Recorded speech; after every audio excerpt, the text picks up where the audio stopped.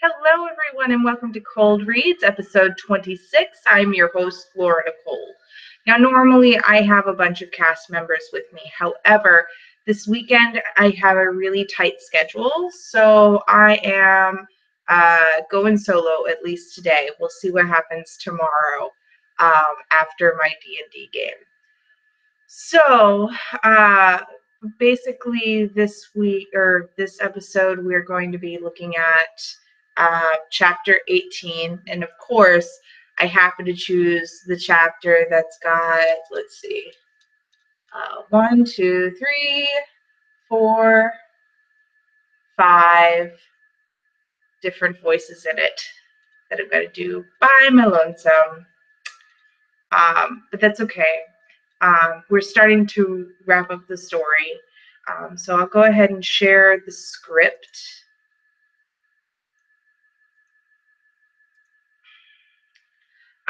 And so the story so far, Beatrix Stonebriar and all of her friends in the community of the Elder Wood have successfully countered the curse of the Rir Trirun, conformed through ruin.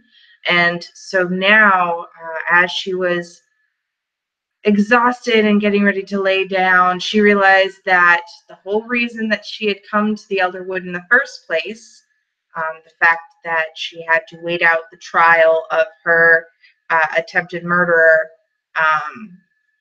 Jack Haggerty Sr., she realized that the trial is tomorrow. So she and her friends are working out a way to get her back to the human realm, which is a day and a half travel, and they've got to make it in an overnight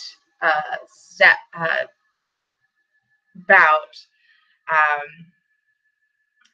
They have to figure out how to get her there on time, get her to the court on time. So without further ado, here is chapter 18.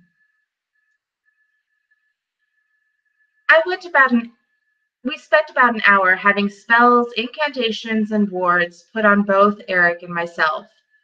It was a great deal of pomp and circumstance to get us healthy, but nothing really to give us the speed that we needed. From outside the door, we were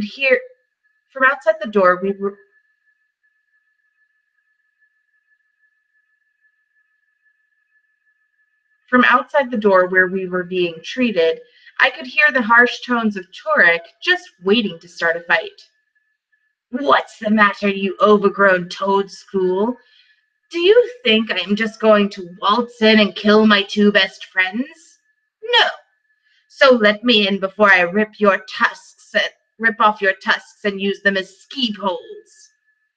"You are welcome to try, Beetle Dancer." "Beetle Dancer? I will have you know that rolling around in the mud has a tactical decision for getting close to people that I am tracking without them noticing." "Should I stop them?" I asked Eric, who was grinning from ear to ear. "I suppose. Even if it is highly amusing, he's been watching far too much Law and Order." "Turek," I called. He and the guard were nose to nose at this point, staring each other down with insults. "Be nice to the guard. He is doing his job. Please, Sir Troll, let him in." Turek made a show of pushing his superiority over the guard before coming into the room. "I just remembered a shortcut, and there's someone who can help you get the speed you need." "Oh?" My curiosity was piqued. "Once you two are ready to go, meet me at Bard's Rest. We will head up through the Troll Market, and I will lead you out. From there, it should only take you half a day." I turned to Eric as Turek left the room to go get his gear, I assumed. "Did you know about any secret passage through Bard's Rest?" "First I've ever heard of it. But Turek knows a lot more people around here than we do these days. Perhaps some of the folk that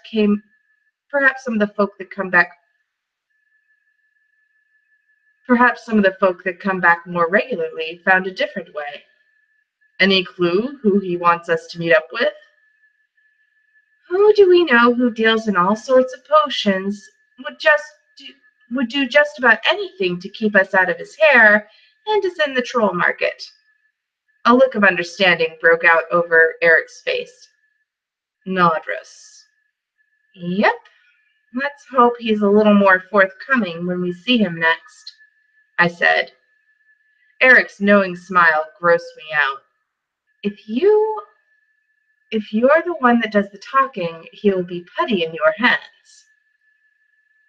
Don't you dare think of having me put out for him just so that we can make it back in time for my court date.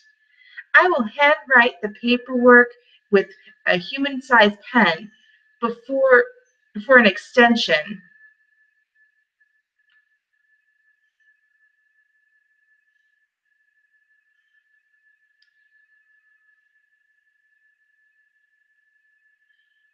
Let's try that again. Don't you dare think of having me put out for him just so I can make it back in time for a court date. I will handwrite the paperwork with a human-sized pen and ask for an extension before I even considered that possibility. You dislike him that much? He winked at me. I'm beginning to dislike you that much. I shot him a wry smile.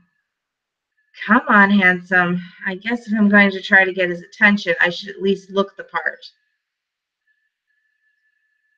As we left Troll's Hollow, I felt like I was leaving things undone. Don't you need my magic to make the remedy for the rest of the wood?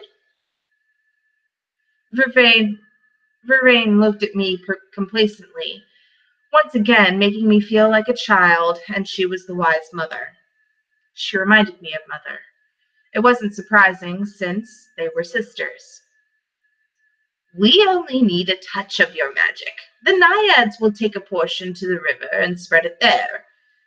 I cast another spell like my first, a ball of fairy dust.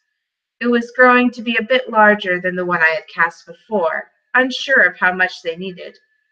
I created a ball the size of an apple before Vervain looked over at me. Goodness, child! That's enough! I stopped casting and brought it over to where the next potion was being brewed.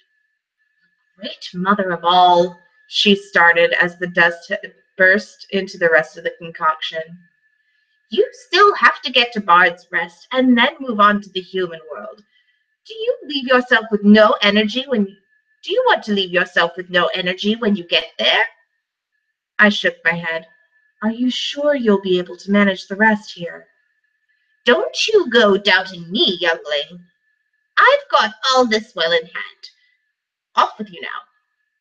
Myself and the young ones have work to do. Shoot! She swatted me as I backed off and turned toward my party. Oh, wait, the elder fae called. When I turned, she had a bottle of the potion dangling in her hands. She gave it to Eric. Drop the contents in the whale well on your way. Will you? That will take a load off of the naiads. She didn't even wait for us to agree to the task. Away she went, bustling with the rest of the potion and instructing Jack and Alita on how it worked, or something of that nature, I supposed. When we started to leave, I heard the clopping of cloven hooves behind me. As I turned, there was the golden visage of Belena. Where do you think you're going? I asked. She's my new apprentice, said Turek, who had come up behind her. The kid's pretty handy with a bow, and she wants to get a taste of what I do, so I'm putting her through the ringer to see if she's worth her mettle. I can't imagine your brother is terribly pleased, I said to the girl. She shook her shining mane and smiled. We drew straws to see who would stay and who would go back to bring the news to the herd. He will be back once he has the opportunity. I hope by then I will have proven my worth and can be patrolling the area near Red Ravine by that time. I shrugged. Well, kiddo, you're about to get a real big taste of the most action you will see while on patrol. Bard's Rest in the Trolls Market on your first day may be a little overwhelming. She smiled at me. It was a brilliant smile that I'm sure would help her out in a tight spot. After what I've seen today, I doubt there is much that could scare me. Wrong, rookie. Turek motioned for them to keep moving toward the direction of the Willow Well. What's a rookie? Velena asked. Turek sighed. He was so far into police procedural shows that he had forgotten that not all of the magics with him would know the terminology. It's going to be your new name. You're a rookie until you've earned your stripes. I mean, your place in the watch. And never think that you've seen it all. When you get to that point, be prepared. Because sooner or later, you will see something that will put your pretty little tail in a knot. The girl chuckled nervously. I was suddenly glad that Turek hadn't been my instructor when I was training for the police academy. What's so funny? He asked me. Nothing. You just reminded me of why I quit the police voice and joined the forensic team.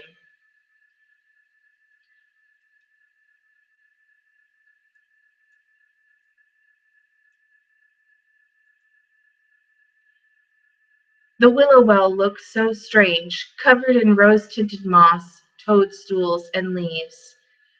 As instructed, Eric opened the vial that Vervain had given him and let the glimmering liquid trickle into the well water. Nothing is happening. We can see that, Helena, Turek said, agitated, but for the most part kept his cool.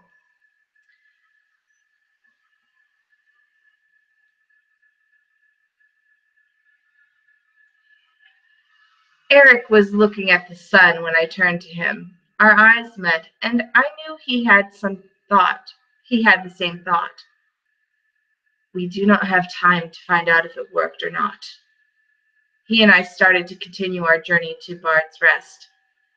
Daylight is wasting. Let's move. As we closed the gap to Bard's Rest, the color beneath our feet changed before us, as the pink was giving way to the brilliant hues of fall.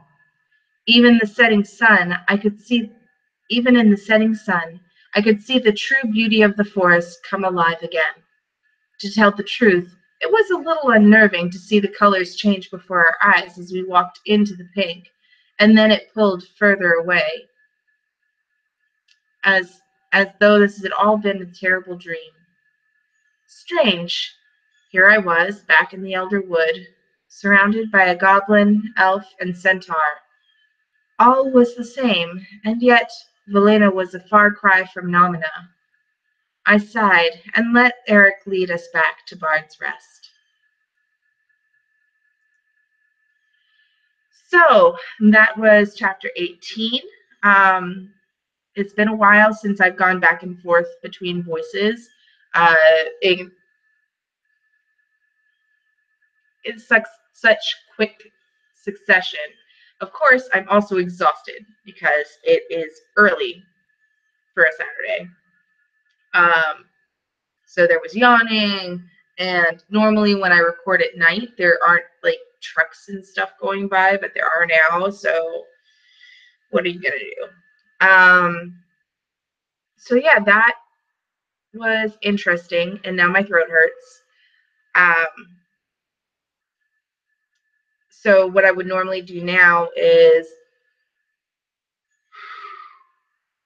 instruct myself to get some tea with some lemon in it, or tea with some honey in it to soothe my throat if I was going to go and record some more.